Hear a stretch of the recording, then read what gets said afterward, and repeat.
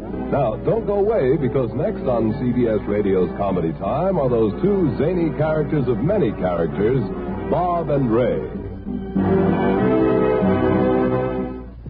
And now Bob Elliott and Ray Goulding present the CBS Radio Network.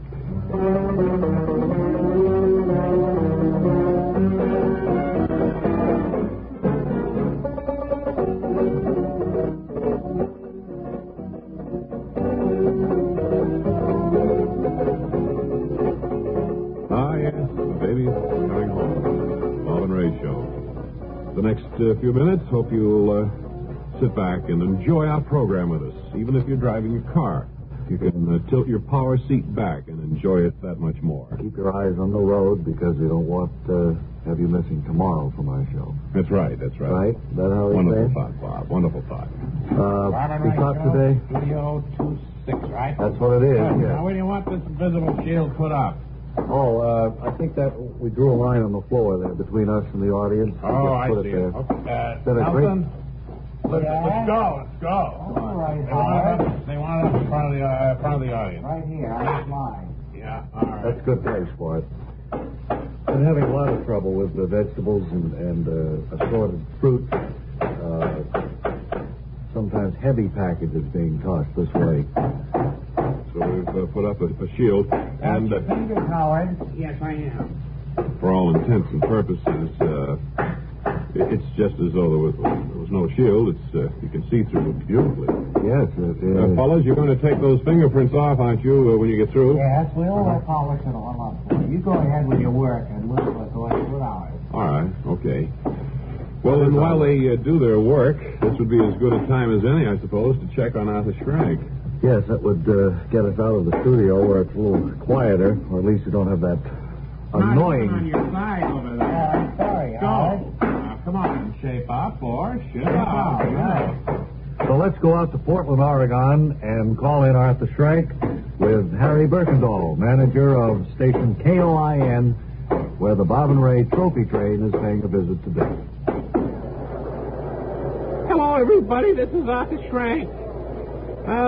Say, we're having a wonderful time here in Portland, Oregon, and all the gang hi, Arthur Schrank reporting, and all the gang here at KOIN, our wonderful CBS station here in Portland, is really giving the Bob and Ray trophy train a wonderful welcome.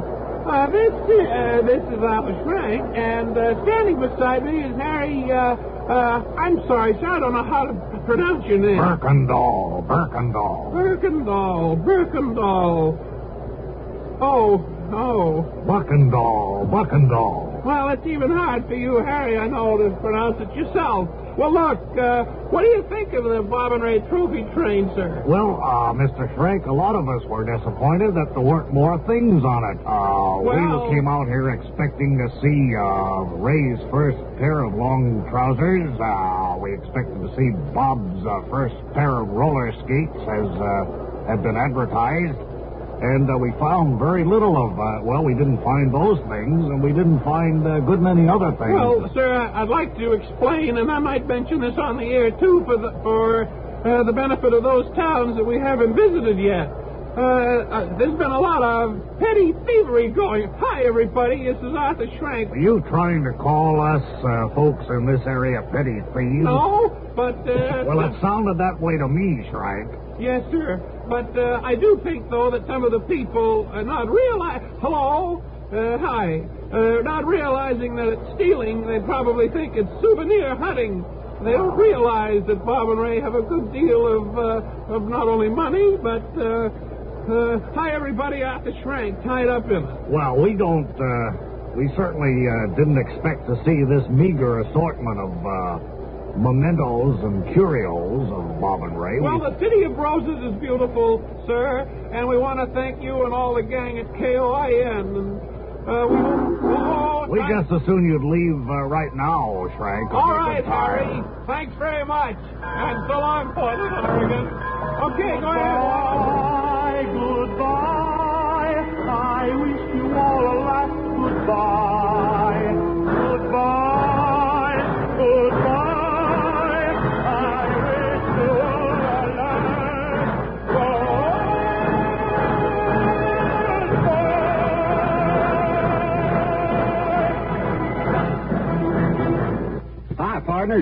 I'm going to explain the difference between ordinary stereo phonographs and Columbia Stereo 1. Listen to an oil well on ordinary stereo. Now listen to it on Columbia Stereo 1. Man, there's a real 1,000-barrel-a-day sound. The difference is Columbia's stupendous stereo projection, not just a couple of speakers shooting in different directions. Columbia gives you the real thing, fills every inch of the room with all the sound and feeling of a live performance. And I mean a Texas-sized room. Man, ain't that the prettiest money-making sound? I mean, get down to your Columbia phonograph dealer and ask. Demand to hear Stereo 1 by Columbia. Why, they start as low as $39.95 for portables, $129.95 for consoles. Somebody count that well. We're losing a fortune. Just hope they haven't taken too much of our stuff. That sounds very discouraging. Well, didn't you expect it, Bob? Really, when you have little things like that around, souvenir hunters will take certain items, not realizing that it's of great value in many cases. Suppose they took your collection of Andrews Sisters records? I don't know. I have no idea. But fortunately, it's all insured. I know that... I know, but it's the sentimental value of those things. Well, you did get the premium over, didn't you, on that? You did pay the insurance premium? For what? For the trophy train, all of our stuff. You never told me anything about it. Well, sure we did. That was part of your last month's duties there. Well, wait a minute. I'll walk up there, and I'm going to show you the book, the Bob and Ray book. Where is it? Back of the studio? Yeah. Okay. Oh, hey, what is that? What have you got up there? We forgot to tell you that invisible shield has been installed there. Well, boy, I walked right into it. Well, that's too bad. Oh, my nose. There's the nose there, huh? Yeah, well, where does it end? Can I get out and walk around the end of it, or what? Well, you'll have to go out the other door and around to the front, I guess. They didn't put a door in it, did they? I don't see any door. It looks like a shield all the way. Yeah. It doesn't look like anything, really. There's supposed to be some way Well, of I'll getting go around to the control room. All right, do that. Find the book, though, and find out about that insurance. I have a feeling that he didn't pay the premium. I think he's stalling. The way he said, what premium, frightened me a little. Yeah. As if he didn't know anything about it. Yeah. Well, the audience is having a good time. Oh, lucky we had that up. That would have caught the microphone, I think. It was low. Right between us there. It was a low pitch. It's going to be noisier with this thing up What is there. that made out of anyway? Now, that was a heavy item. What was that? Didn't crack or anything. Oh. It's safe. We're much safer than we were. Doesn't chip either, you notice it? Yeah. Perfect. There's only one thing I could find fault. There's a slight flaw. Seeing it over there to the left? It looks a like little bubble Yeah. Yeah. I wonder if there'll be any refund on that. Well, they'd have to take the whole thing out and put another one in. Well, maybe we could put a piece of tape over it or something. Now, you want me to do that? I mean, people will think there's tape hanging in midair. Yeah. Hey, that's a good idea. They do a lot of things. The audience is Let me go smiling. and put some tape over that. I think the audience likes the idea, too, you know? They're laughing. Sure, I think they have a sense of protection, knowing that we can't go after them, either. How close am I to the shield? I don't know. I can't tell. I don't want to walk into it the way he did. Yeah, well, don't. Be careful. We'll walk slowly. Oh, there it is. Yeah, I found it. Yeah, okay. Where's that bubble? There it is. How's that look? Hey, it looks like a piece of tape hanging in midair. Yeah. What do you think of that, audience? They're smiling on the other side. I got to wave to Owl. So, I don't see any premium at all. Oh, boy. What happened? I walked into it toward the end. Oh. You don't find the premium notice, huh? Or the cancel check or anything? No. Here, look for yourself. I don't think you told me to pay the premium. We did. Well, let's figure it's a total loss anyway.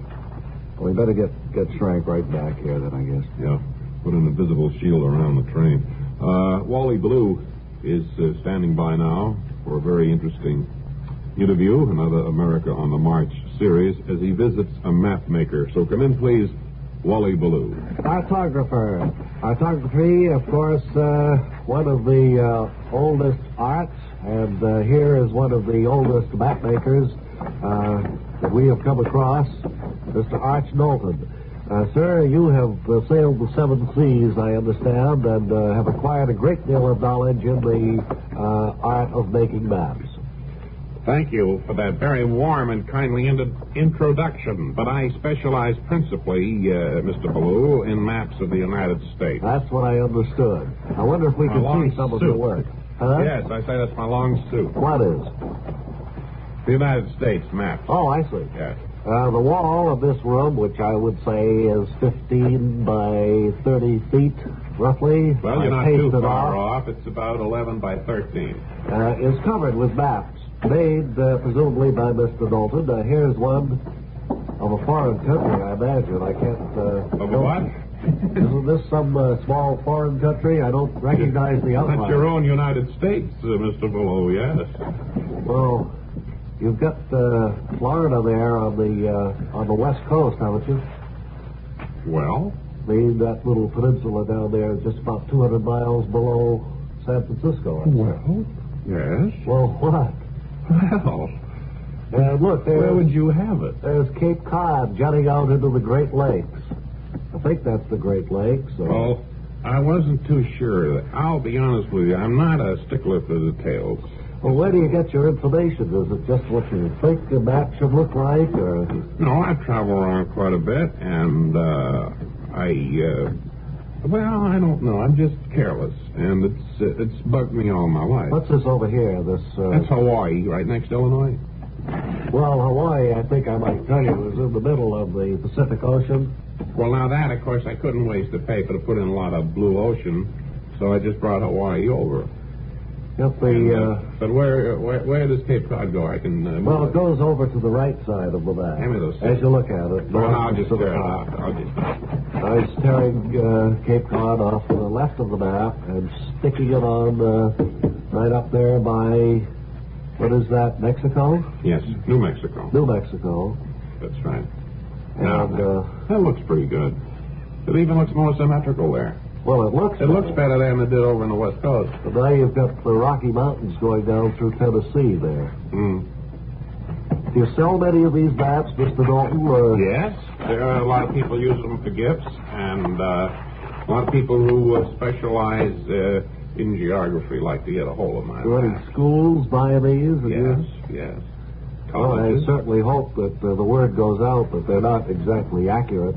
But it has been interesting to see the products of your labor. How long does it take to make a map of the United States the way you do? Not too long. I can put one up, draw it, paint it in, and about a day and a half. But now that I have to move a lot of Cape Cods, and I have about 400 in the back room. So I'm already made. Right, so I'm going to have to move a lot of Cape Cods by the Christmas season. Well, I hope you get it all done in time, Arch Knowlton. Your engineer signaling you to hurry up. I am hurrying up, engineer. I know the time. Well, move on. Thank you very much for talking with us. And now back to our radio studios. Yes, back to the studios. And we'd hoped, long about now, too, to have another special beeper phone report from Wally. But for some reason his call didn't come through. I guess having trouble. How's he doing as a CBS News trainee correspondent? Have you heard? Well, they returned his trench coat to wardrobe the other day, when everything else seems to be going along all right, I guess. Where was the beeper phone thing from? It was from a drugstore around the corner, but something must have happened. Wait a minute, there's Wally coming into the control room now. Yeah, I think you're right. Holding up a scribbled sign says, "Sorry, I lost my dime." Well, you better say something nice about CBS News, kind of smooth it over for Wally. Well, that's CBS News, broadcasting's foremost news-gathering organization, daily on CBS Radio. Right. That's nice enough, huh? Perfect. We'll have to speak sharply to Wally, though. Well, why is that? I lent him the dime, you know. Oh, let's get it back. He's on. Welby Webster's going to have a historical quotation for you in just 10 seconds.